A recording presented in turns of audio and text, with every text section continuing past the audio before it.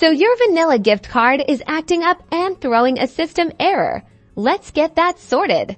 It can be super frustrating when you're ready to make a purchase and a system error pops up with your vanilla gift card. Don't worry, we're going to walk through the most common fixes step by step. First things first, let's ensure your card is actually activated. Sometimes, especially if it was just purchased, it might need an extra confirmation step from the retailer. Double check the back of the card for any activation stickers or instructions if you're unsure.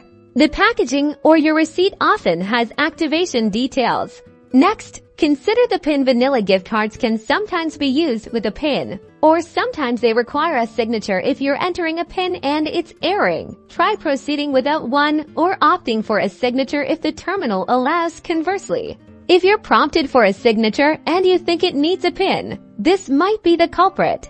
Another common issue is an incorrect balance. It's easy to forget the exact amount. Head over to the official vanilla gift card website. You can usually find the link on the back of your card or its packaging. Look for a check balance or card services section and enter your card details accurately.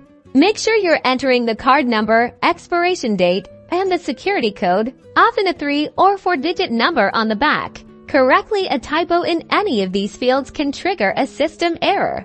If you've tried these steps and you're still encountering the error, it's time to contact customer support. They have the tools to check for any backend issues or restrictions on your card. You'll typically find their contact information on the vanilla gift card website or on the card itself.